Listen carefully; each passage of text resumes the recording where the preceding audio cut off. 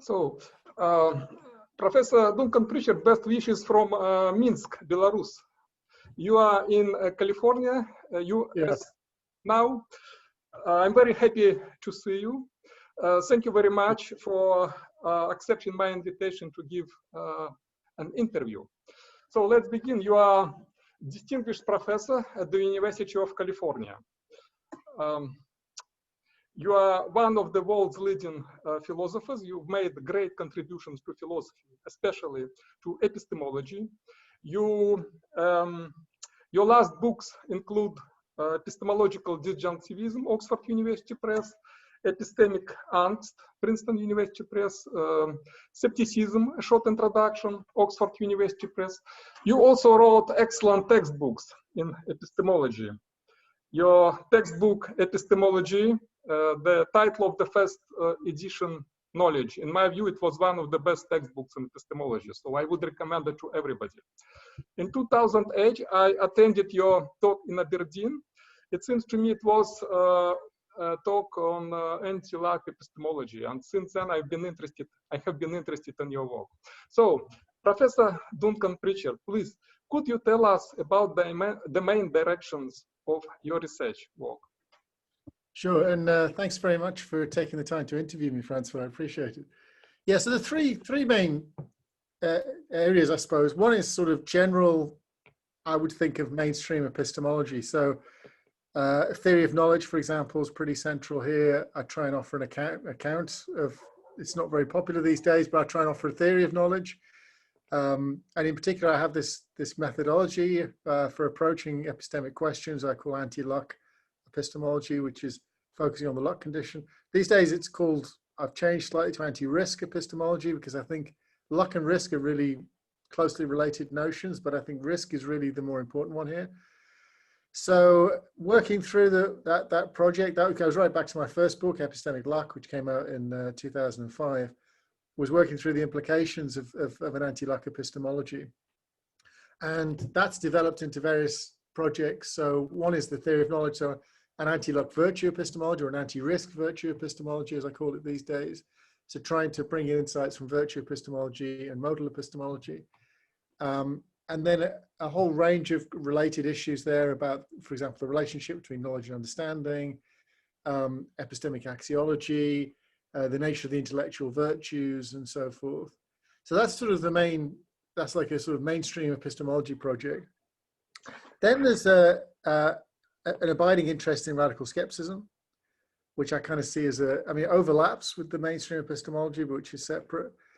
So, and again, that goes right the way through my work, I think. So a lot of the topics I talk about in mainstream epistemology, I do so with one eye on skepticism. So, for example, I have a view about perceptual knowledge, epistemological disjunctivism, and that's in part a view about perceptual knowledge, but it's in part a response to a certain kind of skepticism about perceptual knowledge.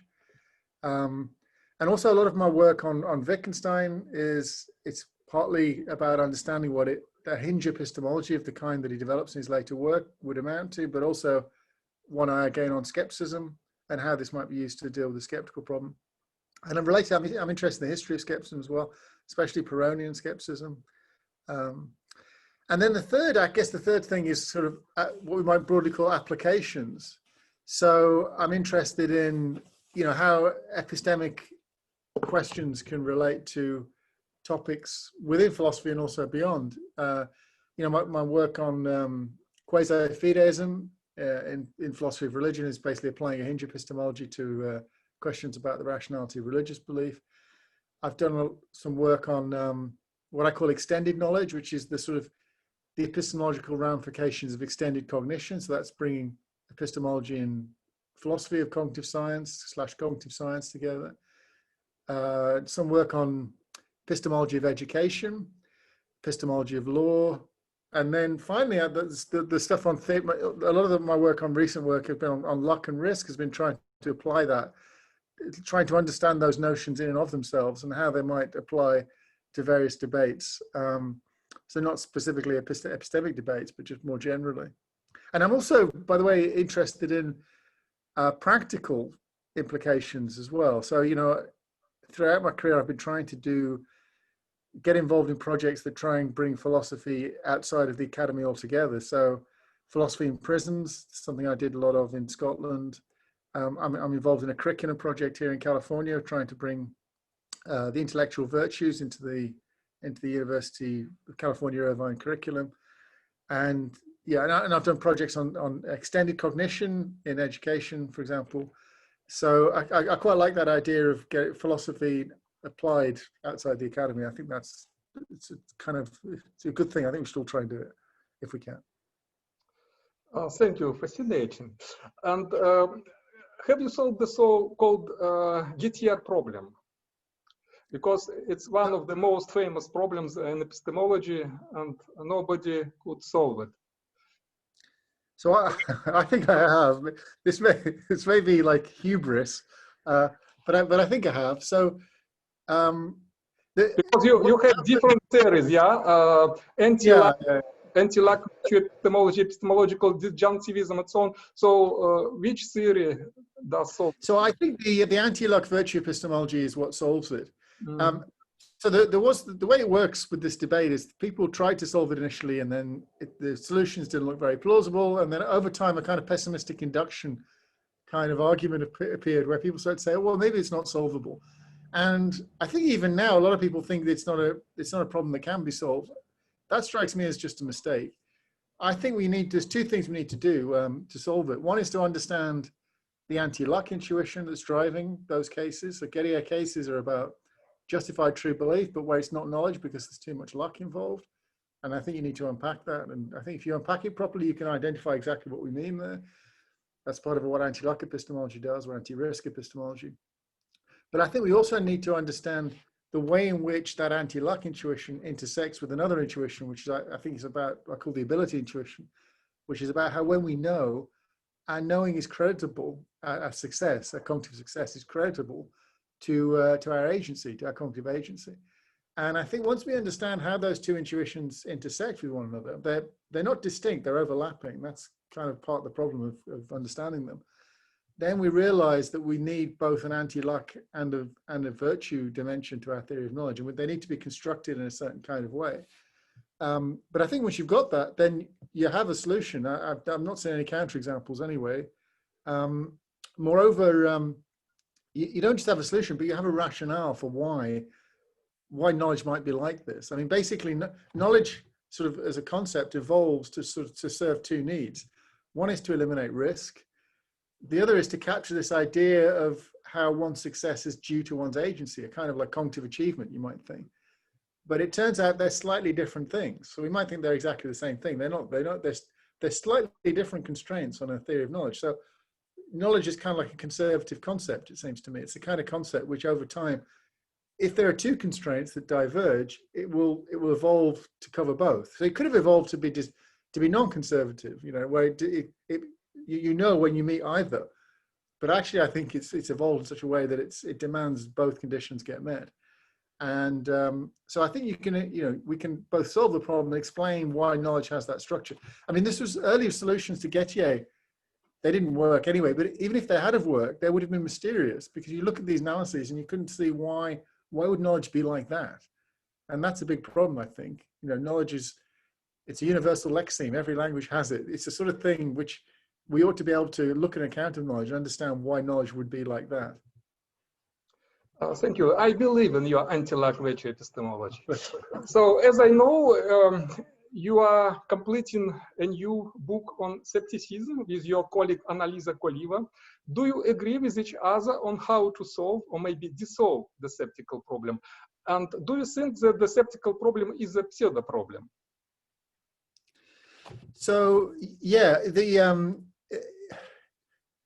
so with regards to myself and Annalisa, we don't agree. I mean, I guess we agree on the broad approach, maybe.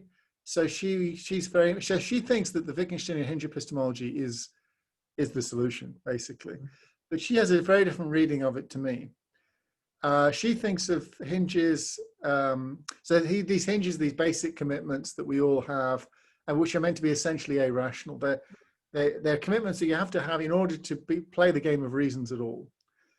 And she thinks that, in a sort of the same sort of spirit as someone like Crispin Wright, that those hinges do have a certain kind of rational status. I mean, although they're irrational in the sense that we have no specific reason to think they're true, we do have a reason sort of strategically for believing them, because they play this strategic role within our cognitive projects. They're the kinds of things that we need to have commitments to in order to know other things. And so she thinks there's they're kind of like legitimate assumptions or legitimate presuppositions or something like that. So she has that conception of hinges, and she thinks that once you've got that in play, then you can solve the whole range of skeptical. So for her, the skeptical problems of different kinds, they all sort of collapse into essentially one problem. I have a different view about these things. I think that a lot of the skeptical problems actually diverge. So even within Cartesian skepticism, I think that Cartesian formulations of Cartesian skepticism that appeal to closure are different from formulations that appeal to what's called the undetermination principle. I think there's a different source of skepticism at issue here. I mean, in a nutshell, the idea is that one source of skepticism is this idea that we can rationally evaluate all our beliefs at once. And I think that looks like a perfectly reasonable thing to think. Why can't we, right? I mean, we can do local rational evaluations. We do those all the while. Why can't we just extend the scope until we rationally evaluate everything? And I think that's, Wittgenstein for me is trying to get us to see that that's just an incoherent idea. It's not part of common sense. It's not built into our epistemic practices. In fact, it's contrary to them. The other idea is, which I think is completely distinct, is this idea about the insularity of reasons, which I think drives undetermination skepticism. It's this thought that our reasons, even in the best case, they always fall short of the world. It's kind of like the epistemic veil of perception. You know, our access to the world, our epistemic access is necessarily cut off from the way things really are. And I think for that you need disjunctivism. So I don't think you can do everything via hinge epistemology. So I disagree with Kaliva about how to construe hinge epistemology. I don't think the hinges are assumptions. I don't think we have any reason for it. So I'm really hardcore Wittgensteinian. They're completely irrational. There's no strategic rationality involved. They're not assumptions. They're nothing like assumptions, I think. Assumptions can be discharged. Assumptions can be reasonable or unreasonable. Our hinges can't be discharged. They can't be reasonable or unreasonable. And they're not optional either. They're not things that we choose to have. I think Wittgenstein really wants to take seriously, as he puts it, their animal, visceral nature. And that's what I would try to capture in my view. But I also have this view about disjunctivism, which I think deals with the other kind of skepticism. And then, I mean, if anyone's interested in this, I only think that deals with Cartesian and possibly Humean skepticism. I think Kantian skepticism might be a different thing altogether. So, yeah, Kantian skepticism is, so Cartesian skepticism basically takes for granted that we can think thoughts about a world that's external to us, but just asks, how is it that we know these things? You know, how do we have knowledge of the thoughts of these contents? Kantian skepticism says, how is it even possible to think thoughts at all about a world, contentful thoughts about a world that's external to us, that we have no access to? So I think there you probably need some kind of metaphysical disjunctivism. So yeah, so I think, you know, again, epistemological disjunctivism is crucial there, because I think that goes hand in hand with the metaphysical disjunctivism. And if you want to combine treatment of Kantian and this part of Cartesian skepticism, you'll need disjunctivism in play. So yeah, we disagree on quite a lot there. So I guess this is why it's useful to write the book together, because I'm waiting for your new book. Yeah. So and what do you think about the so-called knowledge first epistemology? Is it compatible with your approaches series? Yeah, I mean, in principle it is, because it depends how you construe it. There's a way of thinking about anti-risk or anti-luck virtue epistemology whereby it doesn't matter whether it's a reductive account. I mean, really what's important to the view is that it's a structural account. It's saying knowledge has this structure. It has this component about excluding luck and risk. It has this component about capturing the role of our cognitive abilities in knowing, and they are related to one another in this following way. Within that structure, you can fill it out in various different ways. And for example, you can build more or less into cognitive skills that you want. You could have different accounts of the anti-luck condition. I mean, I have my own account of these, but that's kind of like there's the sort of the token of the view, anti-risk virtue epistemology, and then there's a type. But one way you could fill it out is you might say, oh, well, we can't really understand modal conditions without a prior conceptual knowledge, or we can't really understand ability conditions, virtue conditions without a prior conceptual knowledge. If you took that view, then it would be a non-reductive account. I still think it would be informative. I think non-reductive accounts of something can still be useful to have, because they can tell us how everything fits together. So on that construal, that would be, you could be a knowledge firster and still believe all this. I mean, I'm inclined to think that that it is reductive, but nothing much rests on it for me. I mean, what I find interesting is that knowledge first people, though, they tend to dismiss the whole project of trying to offer any kind of analysis of knowledge.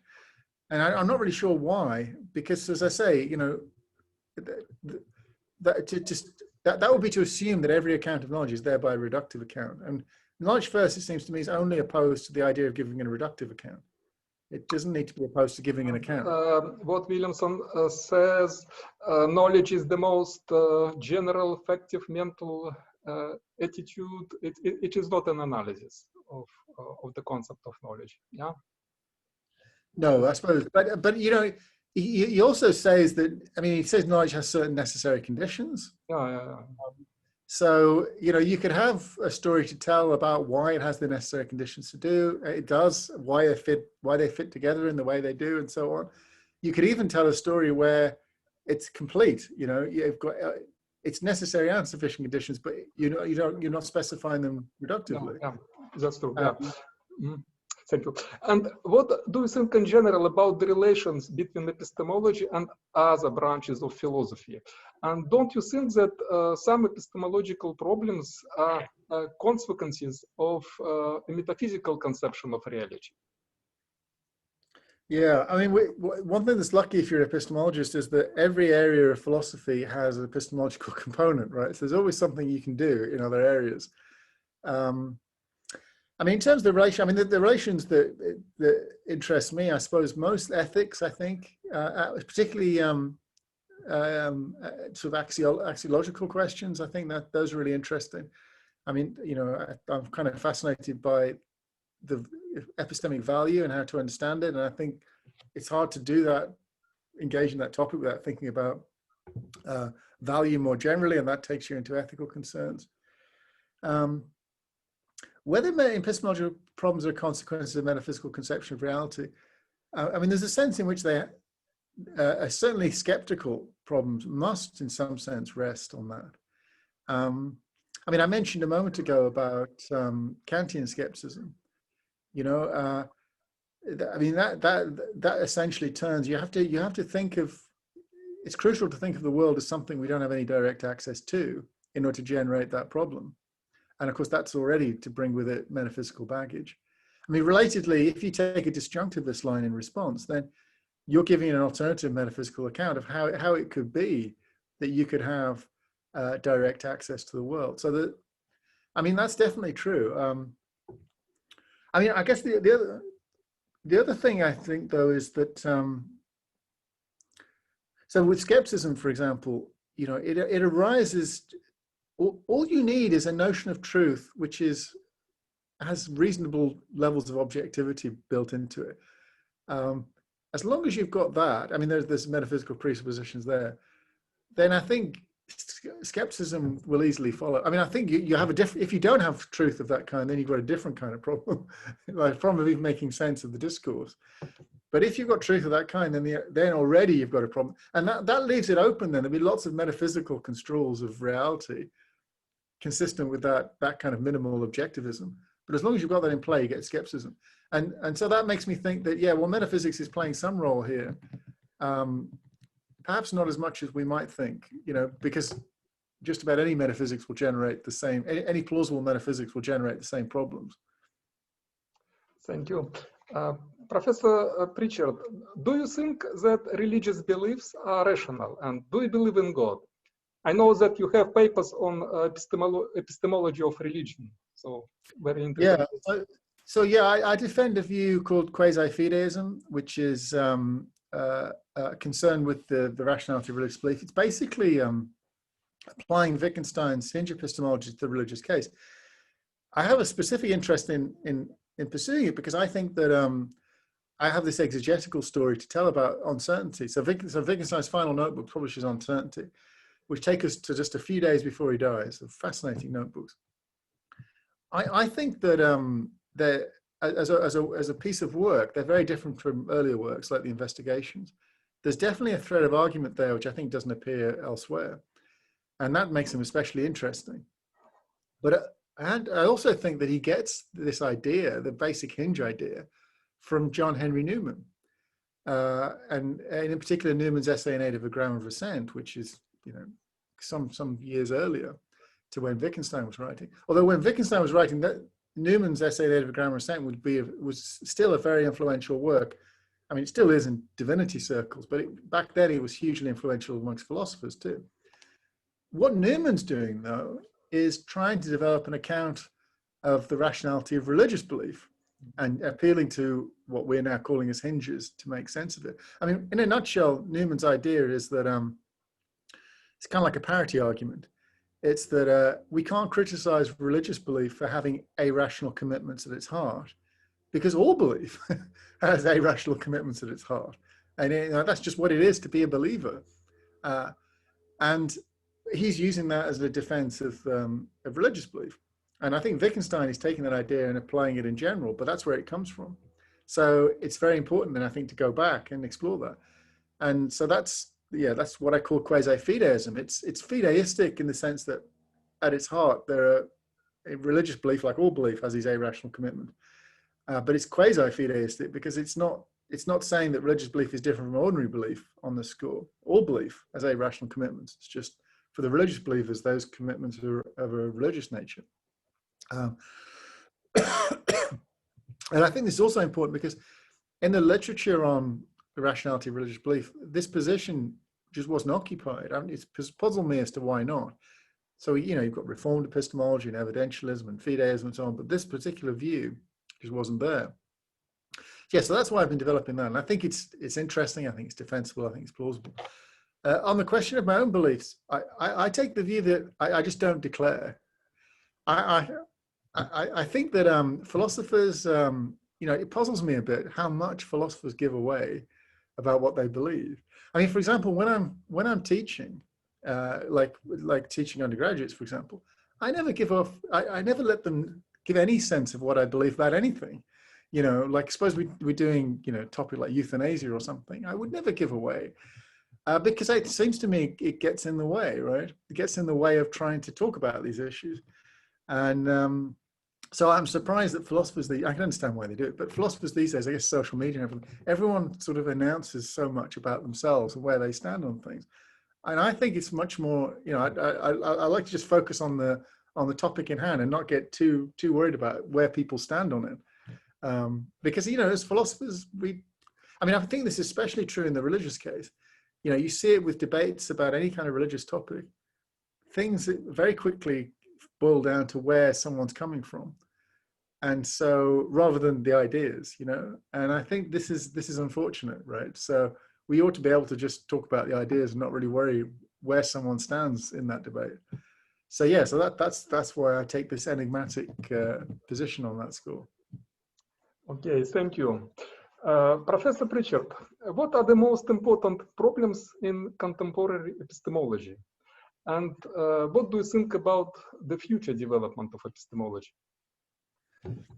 Well, I think one huge issue that humankind faces, which is epistemic primarily, is this coming storm. Basically, we've got, you know, social media taking over our lives. We've got, you know, deep fakes in play where, I mean, you're in the midst of this problems with elections now. I bet there's lots of shenanigans going on social media with things being manipulated. This is going to get a lot worse. our ability to differentiate truth from falsehood, our ability to engage in sort of considered debate. These are all things that are going to be challenged. And it's going to get worse because I think increasingly we're going to be dependent on technology in ways we haven't before.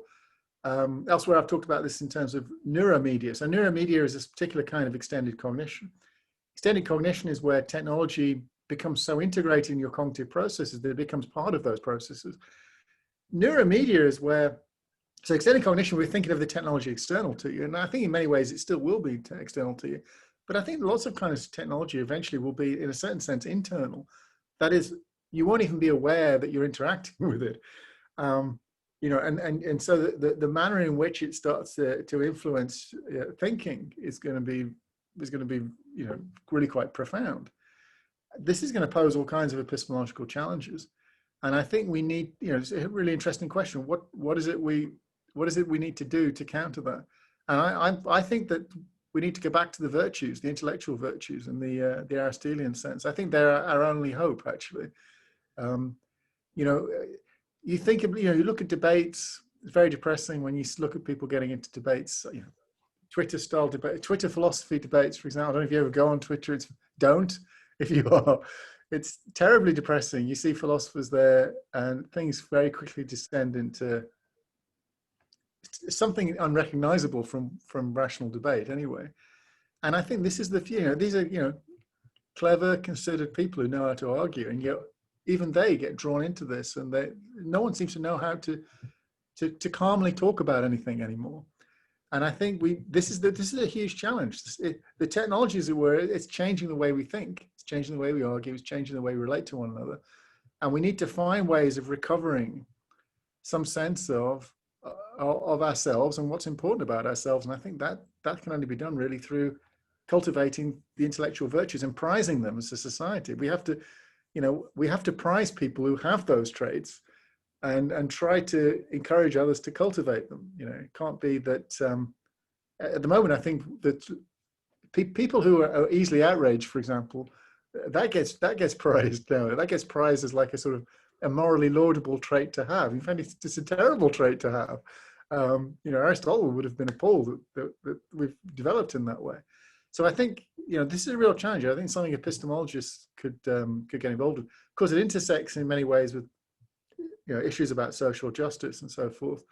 I think you know, I think that this is where it gets fiendishly complicated, and even more complicated. Well, I mean, I think I've probably said enough to give you a sense of where I think the challenges are. But what's interesting, I think, is that they're primarily epistemological challenges. This is something we need epistemologists to engage with, and I've tried to do that a little bit. I'm not sure that I'm really well suited to get involved in these debates, but I have these MOOCs. In fact, I did a pair of them with Annalisa Cleaver. So she did one on relativism, and I did one on skepticism. And that's part of what we were doing with those MOOCs, is trying to get, you know, talk about these issues of, you know, these issues about social media and how they're influencing our ways of thinking, and trying to expose the sort of dubious theoretical presuppositions that are underlying them. I think a lot of what goes on in these debates is driven by philosophical ideas in disguise, you know, skeptical ideas, relativistic ideas, and so forth. So I did that, and in fact, the book that you mentioned, the very short introduction to skepticism, it's about the history of the subject, but it's also trying to look at sort of contemporary issues, you know, this post-fact world that we supposedly live in. And try and see how what's disturbing about those ideas is they arise out of a misunderstanding of skeptical claims, it seems to me. Thank you. As I know, you have 3 books projects in your mind. So what are they about? And how do you write your books and papers? Do you have your own method? So the 3 books, again, it feels like hubris to have 3 books in the pipeline. It's like you're sort of, you know, you're sort of taunting the gods and say, you know, frustrate my plans, you know, by having such grand plans. But yeah, the first one, I'd like to write a book-length treatment of quasi-fideism. This is this view, the epistemology of religious belief. I feel like the view has legs, and it deserves a book treatment. As I say, there's nothing really out there. on it. I mean, there's just the stuff that I've written and people responding to it. So I feel like there ought to be a book treatment of it. So that's something I'd like to write up at some point. I'd also like to, and I don't know whether this is a good idea or not, but I'd quite like to write what they call a trade book. So this is a book that's aimed more at the general reader, and which would bring together some ideas I have about luck and risk and their importance to our lives. So kind of luck, risk, and the meaning of life type book. So as I say, this would be aimed at the general reader. And I sort of feel like there's something that this would be a topic that would be a good one to communicate to people, give them a sense of what philosophy can offer. So yeah, this has been bubbling around. I keep putting it off because it's very hard to do. I think writing for that audience is difficult, trying to get philosophical ideas, and because if you write books of that kind, you're not allowed any terminology, or you're not allowed to presuppose anything. So it's hard work. But I quite like to give it a go at least once. I think I feel like I've got like at least one trade book in me that I could try. And then the third book is just a straight monograph, and it's probably going to be the next big monograph, I think, of new work. And it's all about something I've been thinking about for a long time. Actually, it's about truth and epistemology. So if you go back, I'm just old enough now that I can sort of remember a previous generation. Now I look around, there is a new generation of epistemologists, and they have different presuppositions. But I'm just old enough that I can remember like a previous generation. I kind of came in at the tail end of a previous generation. And of that generation, I'm now thinking now, an era where like people like Chisholm, Lehrer, and so on, these were they were the big epistemologists. There was a kind of a guiding idea there, which was that the fundamental epistemic good is truth. I mean, it was almost seen like an obvious truism, right? That the domain of epistemology is a truth-directed domain. And there is just one fundamental epistemic good, it's truth. And we understand everything else in terms of its relationship to that. Now, one thing I've noticed in the new generation that comes afterwards is that almost everyone rejects that. So either they're pluralists of some kind. I think this is probably the most people. There's a range of goods, and truth is just one of them. Maybe there's other kinds of things that aren't reducible to truth. Maybe some kind of explanatory adequacy or understanding or wisdom or what have you. And there may be other people, I think, like pragmatic encroachment people, who think that there are goods that aren't even particularly epistemic, but they're in a sense epistemic goods nonetheless, even though they're not in any traditional sense concerned with epistemic values. So maybe you might even think some people might think the same political goods could be imported into epistemology. And it seems to me this is all, I think this is like a wrong turn that we've taken. I'd like to get us back to that traditional view. I think the fundamental epistemic good just is truth. And I think what went wrong is that along the way, we adopted a faulty conception of what that means.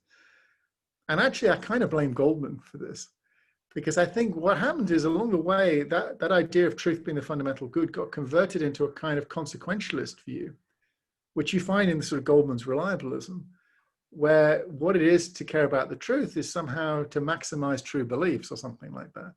So you maximize true beliefs and minimize the false ones or something. But I think I agree that theory is a terrible one. All kinds of problems with thinking of that way. So what I want to do is offer a different conception of what it is to care about the truth. And I think we've got to go back to the virtues here. So I want to have a virtue-led conception. Caring about the truth is what the intellectually virtuous person does. They manifest their caring for the truth, not in maximizing true beliefs. They don't go out counting blades of grass or memorizing numbers in a phone book, to use these cliched examples. They manifest their concern for the truth by, undertaking important inquiries, caring about important things, and so on. So I want to take have a virtue-centered approach to this, what is to care about the truth, and then try and spell out what that means. So there's kind of like two projects. There's a negative project. We don't want to get rid of the truth. It's a mistake. These other values, insofar as they really are epistemic values, they're reducible to the truth, properly understood. And there's a positive project. Well, how do we understand what it is to care about the truth if it's not just maximizing true beliefs? And I think that has to be done in terms of the intellectual virtues. So this will be a way, if I can get it all to fit together, it's a way of bringing various themes in my recent work to the fore, themes about epistemic value, about the value of certain epistemic states, knowledge, understanding, and so on. You know, the value of seeing it for oneself, you know, I think that's an important value. Where does it come from? Issues about the nature of inquiry, and also my work on intellectual virtues too. So, and in fact, I think this has important implications elsewhere. You know, I do a lot of practical applied stuff. You know, I think the epistemology's import to areas like education and law and so forth is severely limited if truth is not the fundamental epistemic good.